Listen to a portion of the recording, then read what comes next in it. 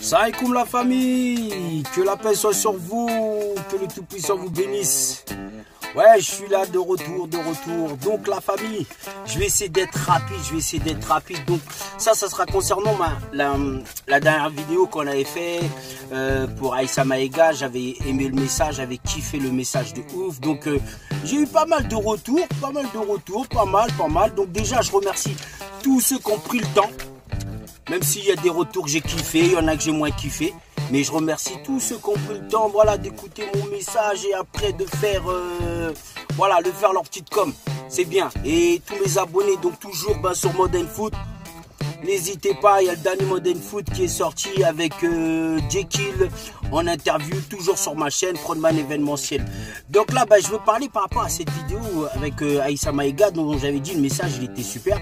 Mais après, il y a des gens, ils ne comprennent pas toujours les messages. Parce qu'il y a des gens, ils ne se mettent pas toujours à la place de ce qu'on appelle la diversité. Et quand on dit la diversité, en fin de compte, c'est les minorités. Ça veut dire les minorités visibles que vous voyez parfois dans la rue, mais qui ne sont pas toujours exposées de la manière la plus positive. D'accord? Donc c'était un peu ça. Et donc là, je vais répondre, par exemple, donc je remercie Bouti DZ. Donc Bouti DZ donc, qui a pris le temps de regarder la vidéo et de répondre. Et donc je disais, d'après elle, Aïssa Maïga a été ridicule. Et donc pour elle, on se tape l'affiche. Le fait de revendiquer quelque chose, il y a des personnes pour eux on se tape l'affiche. Donc le fait de pouvoir dire, c'est bizarre que derrière le grand écran, il n'y a pas assez de diversité. Donc c'est se taper de l'affiche et de profiter à un moment important de le dire sans être violent. Je dis bien sans être violent. Parce que les gens, ils veulent reconnaître les choses que dans la violence. Là, Aïssa Maïga, à aucun moment, elle a été violente. C'est juste, elle a profité d'un moment pour pouvoir exprimer non seulement son opinion, et aussi la réalité des choses. Donc, c'est pour ça, donc c'est pour répondre un peu à Bouti DZ. Non, c'est pas du tout une affiche. Désolé, ma grande. C'est pas du tout une affiche. C'est juste, c'est de faire remarquer quelque chose pour qu'on puisse avoir un changement. Et les changements viennent par ça. C'est pour ça qu'il y a eu les syndicats, tu regarderas, c'est pour ça qu'il y a eu les gilets jaunes. Les gilets jaunes descendent dans la rue parce qu'ils sont en désaccord avec une certaine politique. Donc c'est un peu ça. Donc des fois, oui, on marque pas seulement un désaccord, mais c'est un constat que l'on fait. Donc après, je continue. Il y a aussi Augusto Pinochet qui nous dit on a besoin de talent, pas de couleur. Donc j'ai pas trop compris ta question, on a besoin de talent, pas de couleur. Non, la diversité, ce que je vais te rappeler, Augusto Pinochet, c'est que c'est quoi? C'est qu'aujourd'hui, de pouvoir avoir des acteurs diversifiés, ça te permet d'avoir un autre contenu. Ça te permet de pouvoir voir les choses différemment, d'accord? Donc ce n'est pas une histoire d'être basé sur la couleur, c'est de pouvoir faire en sorte que chaque enfant qui grandisse en France puisse se reconnaître derrière le grand ou le petit écran. C'est un peu ça. Donc moi je te donnerai un exemple actuellement, il y a une super série qui passe. Moi mes enfants ils kiffent ça, c'est Bracelet Rouge. Donc là-dedans, sans vouloir faire parler de quotas, il y a eu une diversité qui s'est faite autour de ces enfants c'est une série qui se passe dans un hôpital où il y a des enfants malades.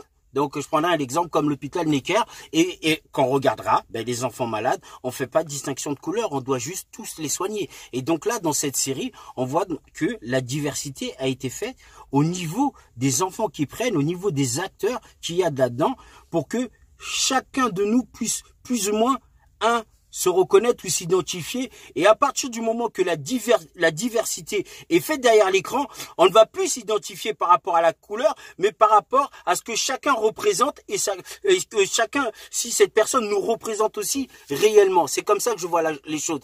Or que quand cette diversité n'est pas derrière l'écran, on a du mal à se reconnaître parce qu'on se dit, tiens, ils n'ont pas fait. On rentre peut-être des fois dans ce qu'on appellera le cliché. Alors que là, c'est pas une histoire de cliché. Ça veut dire quand un enfant est malade, quelle que soit la maladie, tous les enfants, tu peux être noir, arabe, asiatique, blanc et autres. Si tu es malade, tu es malade. Tu comprends? Donc, c'est un peu ça. Donc, c'est pour ça que de pouvoir mettre de la diversité dans cette série que je trouve bien. Donc, du coup, je m'y intéresse un peu. Puisque c'est sa deuxième saison. Je m'y intéresse un peu. Mais je vois que cette diversité permet à nos enfants de se reconnaître dedans et d'apprécier le film. Et il y a certains films, demandez à vos enfants, il y a certains films, quand la diversité n'est pas dedans, les films français, vous allez voir, vos enfants, ils identifient bien, ils regardent même pas le film. Ils trouvent qu'il est pété. il dit que le film leur parle pas. Donc c'est un peu ça pour répondre à ta question. C'est pas une histoire de couleur. Moi je dirais plus c'est une histoire de diversité au niveau des acteurs. En essayant de trouver les bons acteurs. Et les bons acteurs, on en a dans toutes les communautés qui représentent la France. Donc il y a ça. Donc je profite aussi pour répondre aussi à Clara Gribouille qui nous a dit que par rapport à on avait parlé aussi de Roman Polanski parce que voilà le contraste il était là, c'est que on est hyper hypocrite. Comment une soirée des Césars, le mec il est accusé de tout mais il est nominé 12 fois. 12 fois il reçoit même un prix. Ça dérange personne. Et les gens ils viennent, ils me parlent de couleur mais ça dérange personne.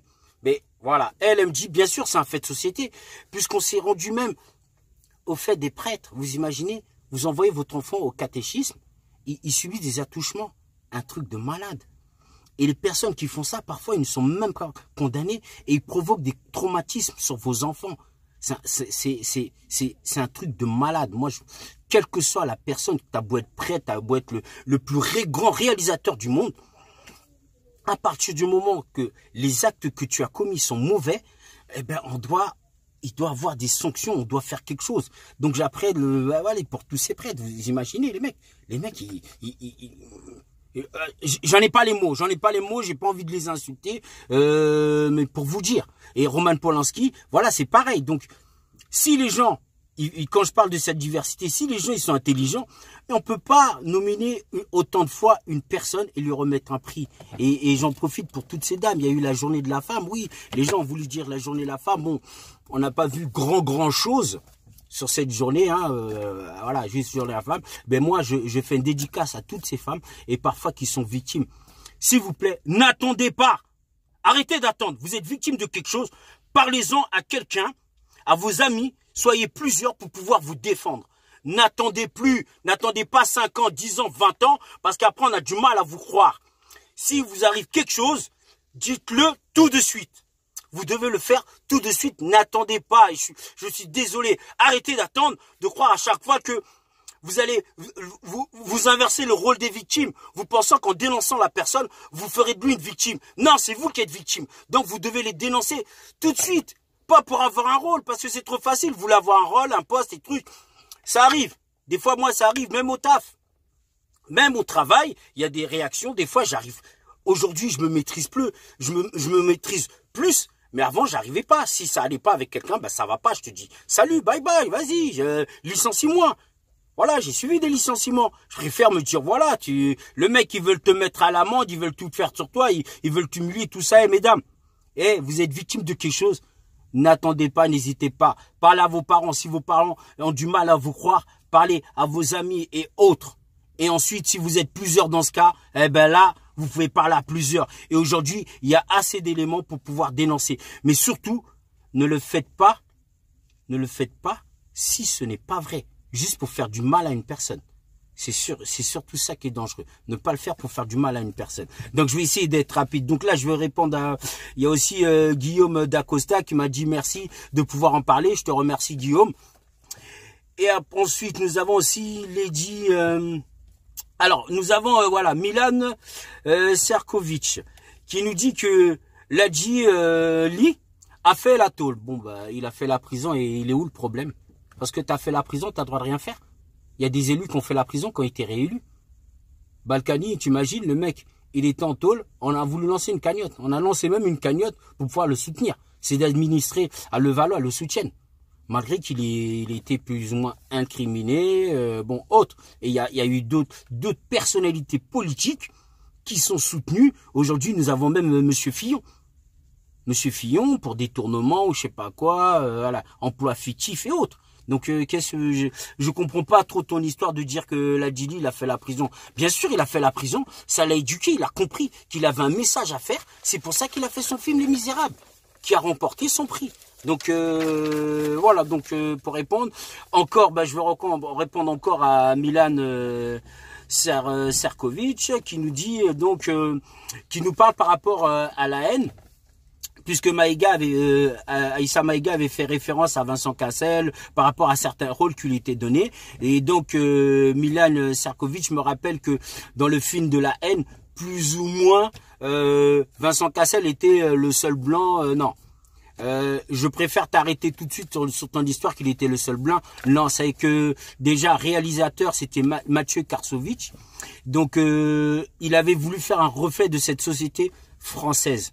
Et donc, même dans sa manière de faire les choses, Mathieu Karsovitch l'avait bien fait, puisqu'il a pris des personnes qui représentaient ces quartiers. Dans les quartiers, il n'y a pas que des Noirs et des Arabes. Hein.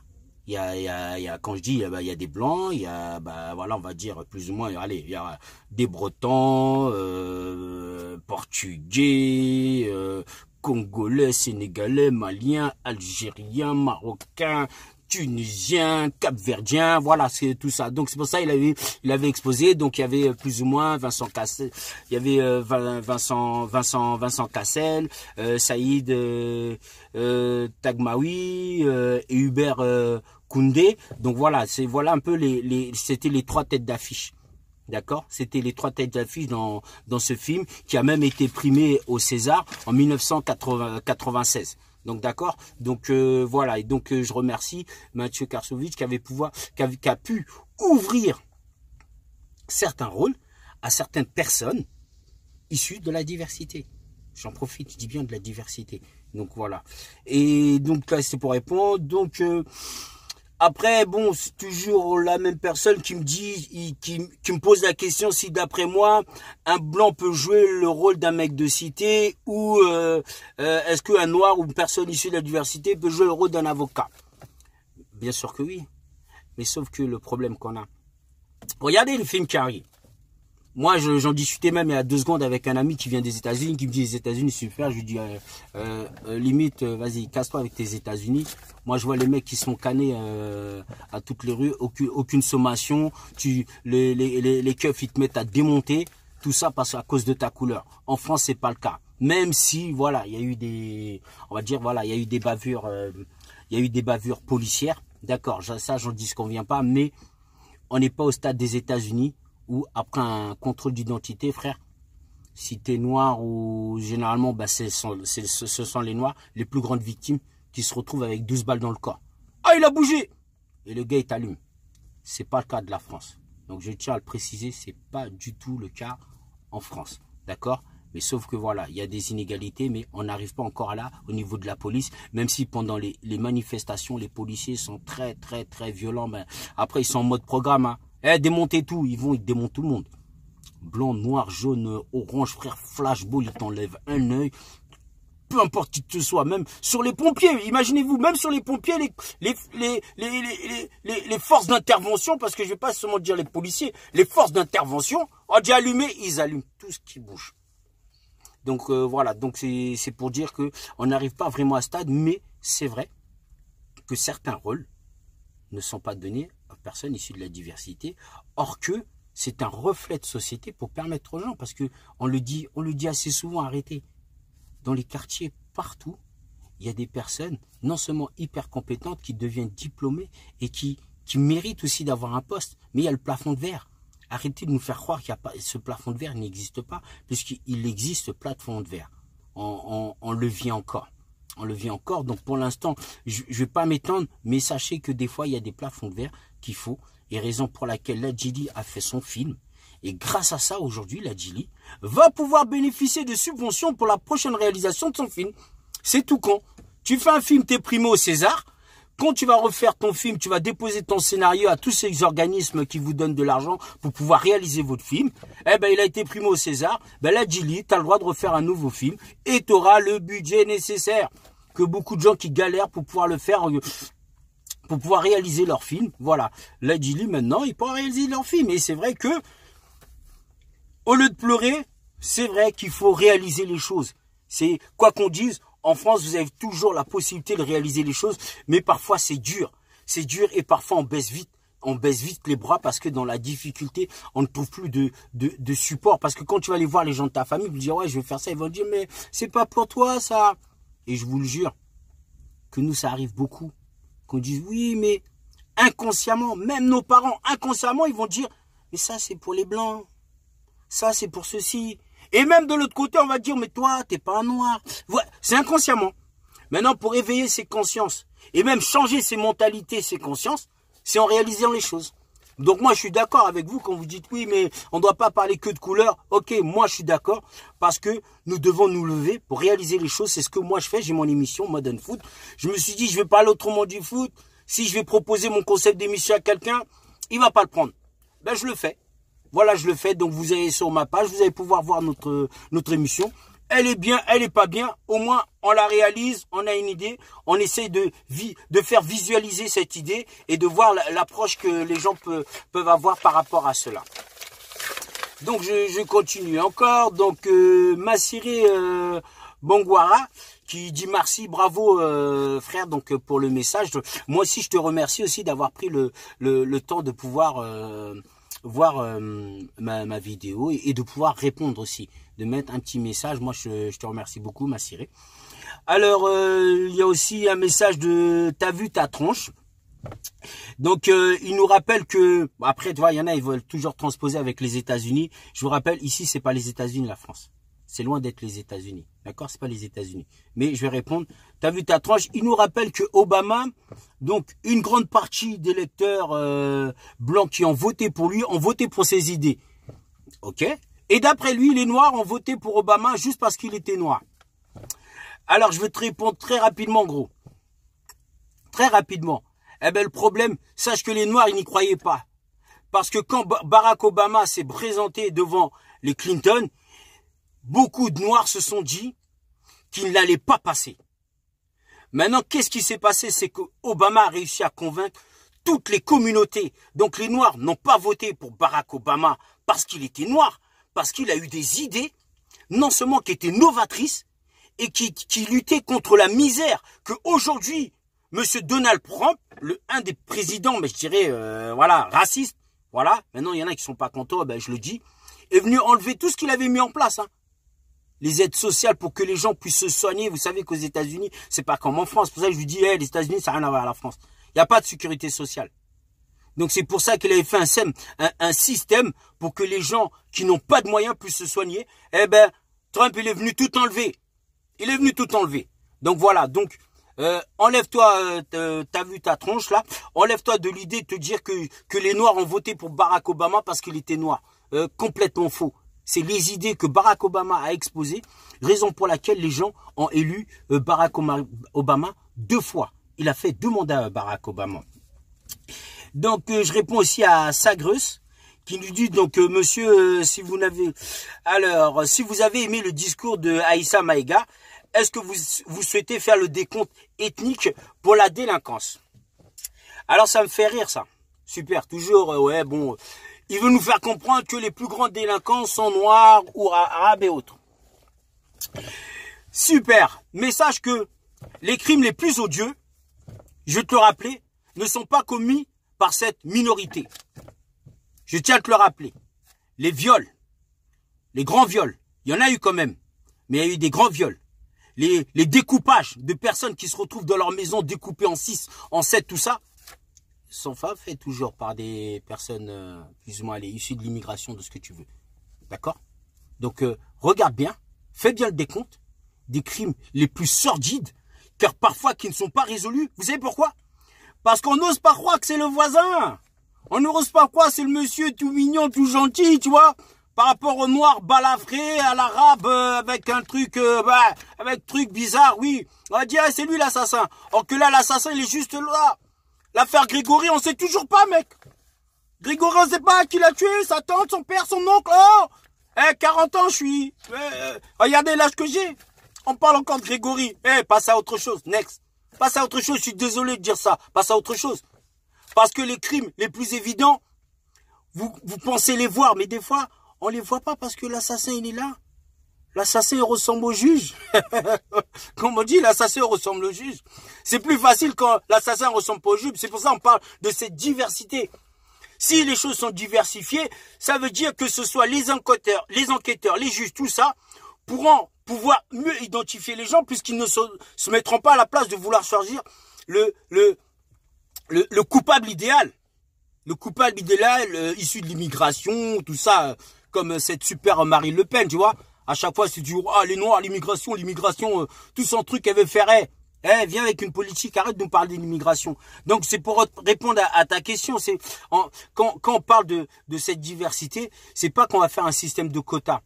C'est juste diversifier les choses. Ça veut dire c'est permettre à d'autres communautés de pouvoir exister et de montrer aussi à nos enfants qu'en diversifiant les choses, ça ne permet de plus avoir d'a priori que le noir ou l'arabe est un voleur, que le noir est violent, que vous voyez, il y a des petits trucs comme ça, que genre le blanc est un bouffon. Tu vas dire ou pas? Comme disent certains, le blanc c'est pas des bouffons, mon frère. 500 ans d'esclavage, c'est pas que les noirs, hein. 500 ans d'esclavage, décolonisation. Ce ne sont pas des noirs qui ont fait des colonies, qui ont mis en esclavage les blancs. Vous comprenez? Donc ceux qui disent que les blancs sont bouffons, vous avez rien compris. Parce que les grandes puissances mondiales sont européennes. Ouais, sont pas africaines. Parce que les Africains, désolé, je veux le rappeler, vous n'arrivez pas à vous mettre d'accord. On a des guerres aujourd'hui, comme au Congo. On n'arrive pas à se mettre d'accord pour arrêter cette putain de guerre dans le nord du Kivu, à Béni, en Centrafrique, au Tchad. On n'arrive pas à enlever ces enculés qui nous... excusez-moi du terme. Tous ces gens qui font des massacres. C'est dire même ces gens-là qui vont au Mali, qui tuent les gens, on n'arrive pas à nous, on n'arrive pas. Donc, c'est qui les bouffons? Ben, c'est vous qui n'arrivez pas à régler les choses. Donc, dites pas que les gens, oui, les blancs, c'est des bouffons. Hey, ils savent, ils ont un système sur lequel ils se basent et sur lequel ils essaient de développer leur, on va dire, leur pays, leur communauté. Donc, pour ceux qui sont ici, ben oui, vous êtes français. Il faut pas vous mentir que les gens ne vous mentent pas. Vous êtes bien français.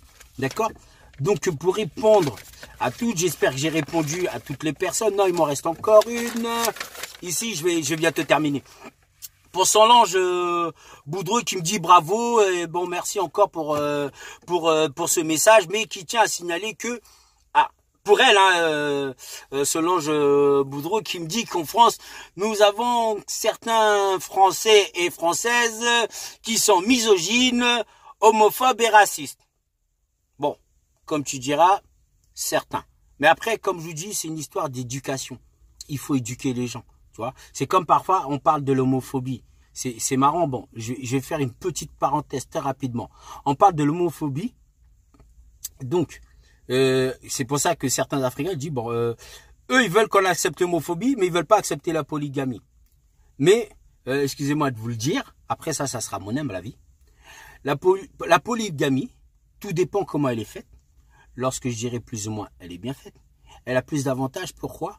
Parce que un polygame, en faisant des enfants, de ces enfants qui naîtront, sortiront un chercheur, un historien, un cinéaste, un grand acteur, autre chose.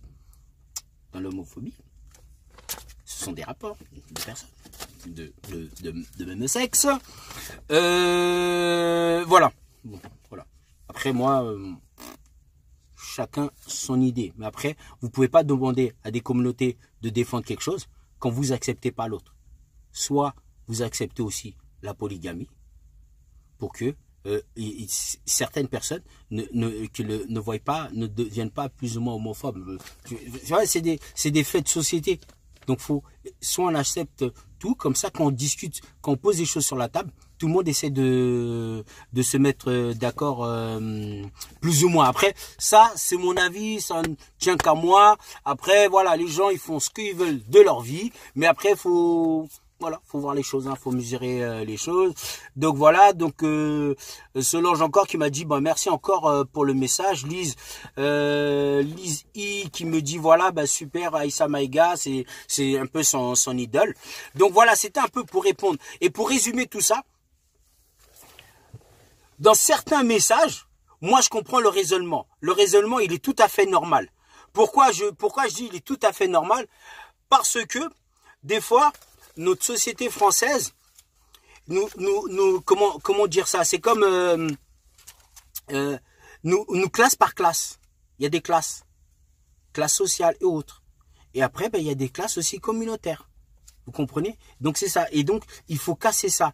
Maintenant, c'est pas tout de les dénoncer. C'est pour ça que moi, je passe pas mon temps à les dénoncer. C'est qu'aujourd'hui, je réalise des choses.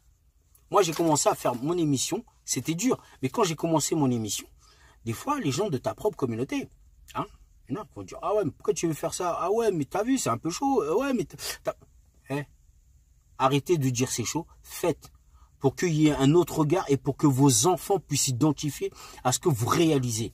Une fois que vous faites ça, voilà, il y a une avancée par rapport à ça. Donc c'est pour ça que moi, pour résumer et faire ma conclusion aujourd'hui sur le message d'Aïssa Maïga, le message d'Aïssa Maïga, il était très simple. C'était pour rappeler aujourd'hui ce que fait la France, ce qu'on appelle ce pays des droits de l'homme. Ce pays des droits de l'homme, faut pas que ça soit tronqué tout ça. D'accord ? Faut que les gens ils sachent c'est quoi le pays des droits de l'homme. Et ça veut dire qu'aujourd'hui, les gens, vous ne pouvez pas juste nous dire des politiques. Vous parler de ceci, non, ben non, on peut le faire, non. Réalisez-le franchement pour qu'on ait un réel reflet et que chaque enfant qui est à la base de ce pays, qui fait la construction de ce pays, puisse se reconnaître dedans. D'accord? Aujourd'hui, la France, je le rappelle, ah oui, j'allais oublier Nadine Morano, et tu peux pas imposer aux gens la manière de vivre, de croire que l'assimilation, c'est de vivre comme elle aimerait Nadine Morano, qui est sur une autre planète, Nadine Morano, qui est plus proche du Front National. En vérité, Nadine Morano, toi, va déjà prendre ta carte avec Marine Le Pen. Je sais pas qu'est-ce que tu fais, même chez les LR. Va avec Marine Le Pen, ça sera beaucoup plus simple pour toi. Parce que tes jugements sont racistes, tes jugements. Je dis bien, c'est des jugements racistes. Parce qu'aujourd'hui, n'oublions pas les fondements de la France. C'est qu'aujourd'hui, si je parle français, si vous allez au Congo, vous êtes français, vous allez pouvoir vous exprimer avec des Congolais qui vont vous parler français. Donc, dans les deux Congos, nous parlons français. Et dans le Congo, la RDC est un des plus grands pays francophones où on parle le français. D'accord? Vous allez au Sénégal, vous allez parler français. Vous allez au Mali, vous allez pouvoir vous exprimer en français. D'accord? Vous allez en Guinée, vous allez vous exprimer en français. Vous allez aller au Maroc, vous allez aussi vous exprimer en français. Même si la langue arabe est présente, mais il y a la langue du colon qui est là, donc le français. Vous allez aller en Algérie, vous allez parler en français. Donc c'est ces pays-là qui fondent ce qu'on appelle la francophonie. Donc la force de la France, c'est ça. C'est une puissance mondiale. Pourquoi c'est une puissance mondiale? Par rapport à sa langue et sa culture qu'elle a exposée auprès des autres communautés. Raison pour laquelle certaines personnes viennent immigrer ou quittent leur pays pour venir en France. Et après, il y a d'autres pays qui veulent aller ailleurs, ou par exemple, les gens issus des pays anglophones, parfois veulent aller dans des pays anglophones. D'accord? Mais la France, c'est ça qui fait la force de la France. Donc moi, je tiens à vous remercier pour tous vos messages. Et donc, voilà, je vous dis à très bientôt. N'hésitez pas à vous abonner encore une fois, à regarder notre émission Modern Foot, l'art de parler autrement du foot. Et après, bon, je sais que certains veulent que je réponde par rapport à à la vidéo que j'avais fait par rapport à Bassem. Je répondrai plus tard, j'ai déjà vu les coms et j'essaierai de vous faire ça comme j'ai fait là, pouvoir répondre à chacune de vos interrogations que vous m'avez données. Parce que vos coms sont des interrogations. Rien de méchant, je vous embrasse tous. Je vous dis à très bientôt. Salam, que la paix soit sur vous et que le Tout-Puissant vous bénisse.